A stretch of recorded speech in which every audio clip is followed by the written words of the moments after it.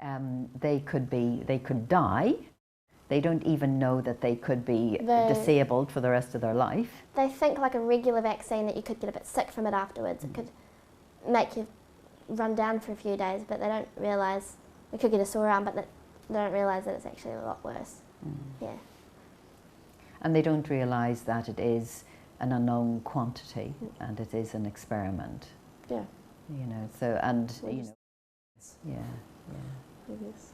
And they've been told that it's going to, they're doing it for the good of the country and the community, which is like a lie. Yeah. Because it's not what the evidence is saying. So. Hello, my name is Anne O'Reilly. I'm a GP in Mapua, near Nelson, and I'm here today with a very gracious 17-year-old who's agreed to come and discuss issues and questions that young people may have regarding the proposed vaccination rollout to schools in New Zealand. Are there any questions that you would like answered? Yeah, so I was wondering what would be the difference between a normal vaccine and this vaccine? Well, that's a really good question, because this is this is the first time this type of agent has been used in a vaccination program, and unfortunately, it's still a clinical trial and it's an experimental model. We don't actually know how it's going to roll out until the vaccine companies have finished the trial in 2023. The very definition of a vaccine is that it's going to prevent an infection from a particular agent or prevent its transmission and spread in the community.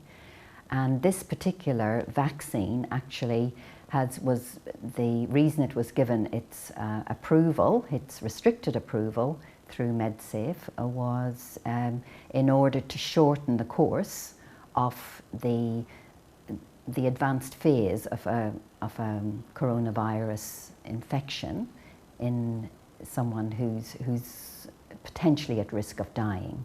So it's really just to shorten the phase of that illness.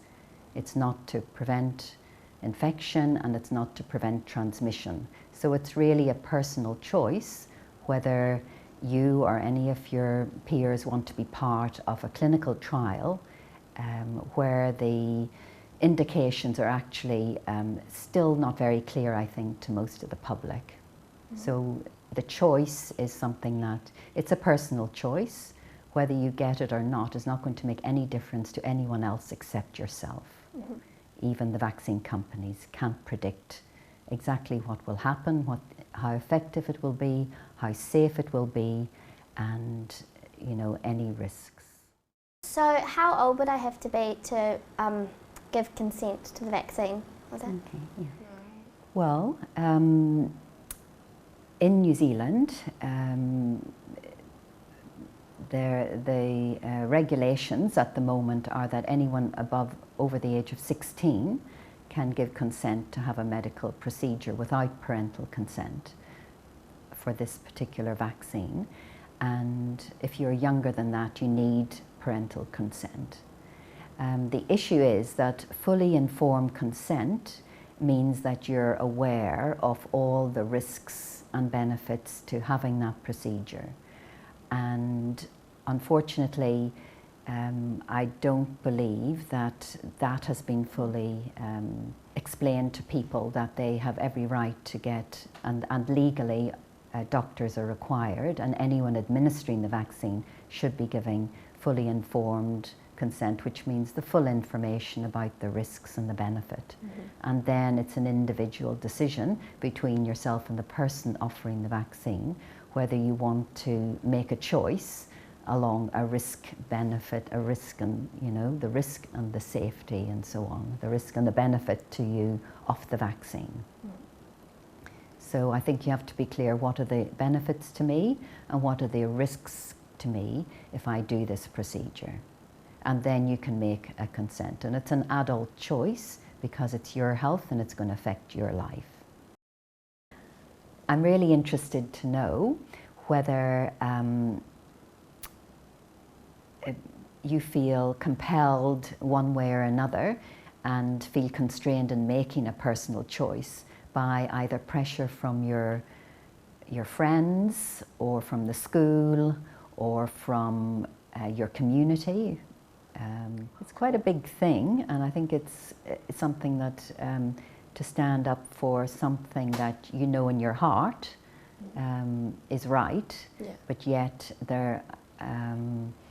it's very difficult to stand up and be different, and you know, risk being rejected because of a choice. I know that's quite a possibility, that a lot of people would see me having a different view and a different opinion and they would attack me for it just because it's not like what everyone else is, like what everyone else's beliefs. And it's scary because if I openly say that I don't want to get this vaccine in front of a whole lot of people, they'll think like differently of me, and it's kind of hard as a teenager in this day and age. And I mean, I think it makes it doubly difficult when you haven't actually been given the full information about what you're making the choice about. And I think that's really unfair, and I think it's actually wrong that there hasn't been enough discussion or debate, and even about people's freedom of choice, you know, that and the consequence of that. And the mainstream media is only showing us one side, so if I speak up against it to other people, they'll. Yeah, I think there has been, you know, repetition and one narrative, so there hasn't been the other side of the story, and there's always two sides or many sides to an issue.